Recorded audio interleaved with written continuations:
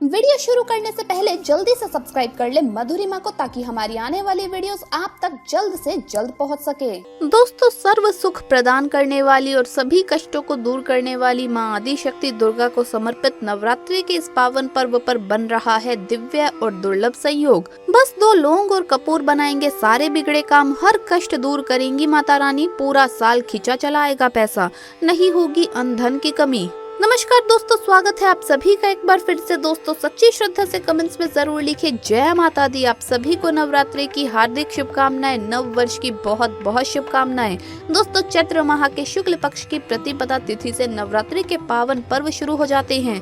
चैत्र नवरात्रि के साथ ही हिंदू नव वर्ष की भी शुरुआत हो जाती है। ये 9 दिन माँ भगवती की कृपा प्राप्त करने के लिए बहुत ही खास माने जाते हैं। इन दिनों माँ अपने भक्तों के घरों में वास करती है और जो भक्त श्रद्धा पूर्वक माँ की पूजा करते हैं, व्रत करते हैं, माता रानी अपने उन भक्तों के सभी कष्टों को दूर कर मनचाहा वरदान प्रदान करती है। कहते हैं कि जन्म के साथ ही मनुष्य की किस्मत भी लिखी जाती है और किस्मत से ज्यादा किसी को कुछ नहीं मिलता।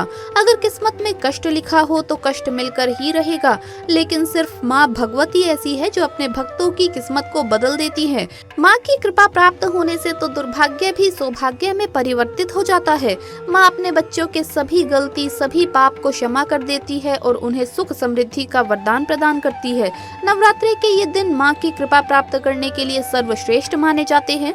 इन दिनों थोड़े से प्रयास से ही आप माता रानी को प्रसन्न कर सकते हैं। शास्त्रों में माँ को प्रसन्न करने के लिए माँ का पूजन और व्रत करने के अलावा कई उपाय भी बताए गए हैं।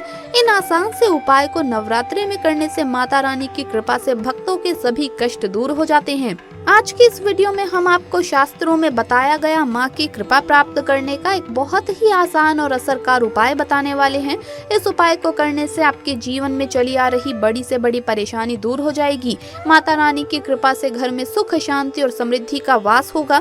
घर में अन्न धन की कोई कमी नहीं रहेगी और पूरा साल भर माँ की कृपा बनी रहेगी। वैसे तो आप इस उपाय को किसी भी दिन कर सकते हैं, लेकिन हो सके तो रोजाना इस उपाय को नवरात्रि में तो जरूर करें, क्योंकि इन 9 दिन में माता रानी हमारे घर में वास करती है और ये 9 दिन माँ की कृपा प्राप्त करने के लिए सर्वश्रेष्ठ माने जाते हैं। उपाय करने के लिए सबसे पहले स्नान कर स्वच्छ वस्त्र धारण करें। नवरात्रि में माँ का पूजन करते समय स्वच्छता और पवित्रता का विशेष ध्यान रखें। साफ धुले कपड़े पहनकर ही माँ का पूजन करें। पूजन करते समय काले, नीले या कत्थई रंग के कपड़े ना पहने। शुभ रंग के वस्त्र जैसे कि पीले, नारंगी, गुलाबी, लाल, हरे, इस तरह के कपड़े पहनकर आप माँ का पूजन करें। अब आप माता रानी की चौकी के सामने आसन बिछाकर बैठ जाएं। आपने अगर कलश की स्थापना की है तो कलश में स्थापित भगवान श्री गणेश, नवदुर्गा माँ और समस्त देवी देवताओं को प्रणाम करें। अगर आपने अखंड ज्योत नहीं लगाई है तो आप सबसे पहले एक दीपक कलश के सामने जलाएं और सुगंधित धूप बत्ती जलाएं। अब कलश पर कुमकुम से तिलक करें और किसी फल मिष्ठान को आप कलश में स्थापित कर सभी देवी देवताओं को भोग लगाएं। कलश का पूजन करने के बाद अब आप माता रानी के सामने एक दीपक लगाएं और एक सुगंधित धूप बत्ती जलाएं। माँ को तिलक कर माँ को भी फल मिष्ठान का भोग लगाएं। दोस्तों, नवरात्रि में आपको माता रानी को भोग अवश्य ही लगाना है। फल मिष्ठान ना हो तो आप शक्कर का भोग भी लगा सकते हैं, लेकिन भोग अवश्य लगाइए। अब आप एक प्लेट लें और प्लेट में एक खाली दीपक रखें।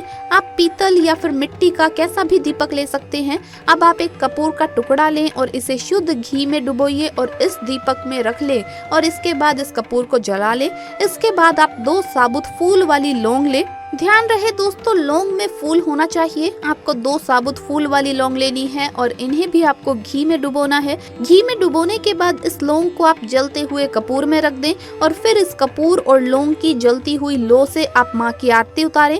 दोस्तों, आप सबसे पहले माँ शैलपुत्री की आरती उतारें।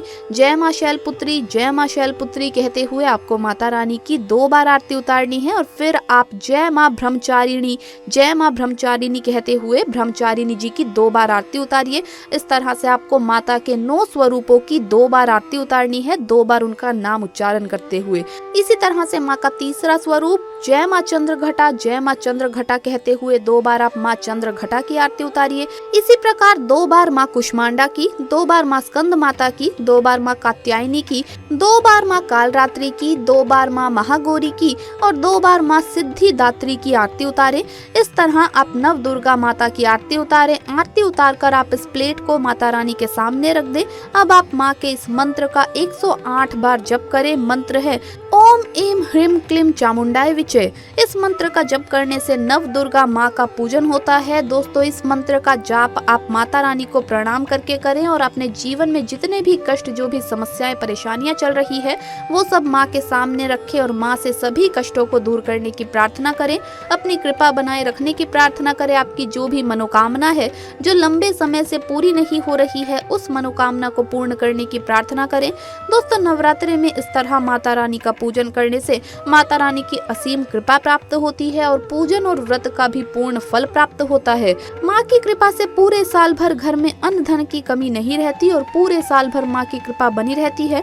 वैसे तो नवरात्रि में पूरे 9 दिनों में आप इस तरह माता रानी का पूजन दिन में किसी भी समय कर सकते हैं, लेकिन नवरात्रि की रात्रि का विशेष महत्व होता है। रात्रि में माँ का पूजन करने से कई गुना अधिक पुण्य फल प्राप्त होता है। इसीलिए आप हो सके तो ये पूजन नवरात्रि में संध्या काल के बाद या संध्या वंदन पूजन के समय कर सकते हैं।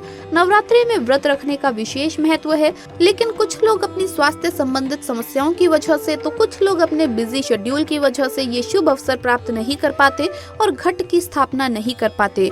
तो दोस्तों, आप इस तरीके से माँ का पूजन करके भी बिना व्रत रखे, बिना घट स्थापना किए भी माता रानी की कृपा प्राप्त कर सकते हैं। ये माँ की कृपा प्राप्त करने का सबसे आसान उपाय है। इस उपाय को करने से पूरा साल भर माता रानी की कृपा बनी रहती है और जिन पर माता रानी की कृपा होती है उन्हें कोई भी कष्ट नहीं सताता, उनका दुर्भाग्य भी सौभाग्य में परिवर्तित हो जाता है। दोस्तों, माँ का पूजन करने के साथ ही नवरात्रि में आपको कुछ बातों का विशेष ध्यान रखना चाहिए। नवरात्रि में खान पान का विशेष तौर पर ध्यान रखें। आप माँ के भक्त हैं और आपने घट स्थापना नहीं की है या व्रत भी नहीं रखा है, तब भी आपको नवरात्रि के दौरान शराब और मांसाहार से विशेष तौर पर दूर रहना चाहिए। आपको नवरात्रि के दौरान अंडे का या प्याज लहसुन का भी सेवन नहीं करना चाहिए।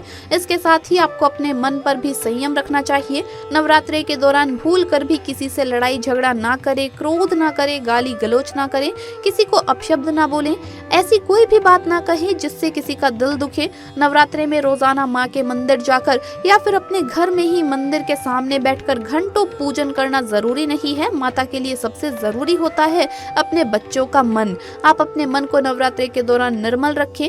आप अपने मन से माँ का स्मरण करते रहें। आप किसी का दिल ना दुखाएं। साथ ही आप अपनी माँ का यानी अपनी मदर का अच्छे से ख्याल रखें। अपनी माँ की सेवा करें, कन्याओं का सम्मान करें। हो सके तो कन्याओं को कुछ उपहार भी अवश्य दें, जरूरतमंदों की मदद करें, अपने व्यवहार को अच्छा रखें। नवरात्रि व्रत केवल अन्न छोड़ना ही नहीं है।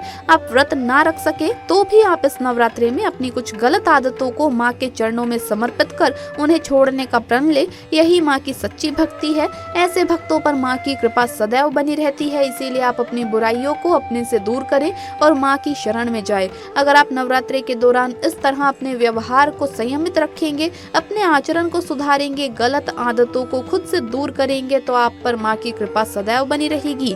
तो दोस्तों, आपको ये वीडियो कैसा लगा हमें कमेंट्स में जरूर बताएं। इस वीडियो को लाइक करें, अपने दोस्तों के साथ शेयर करें और हमें सब्सक्राइब करना ना भूलें।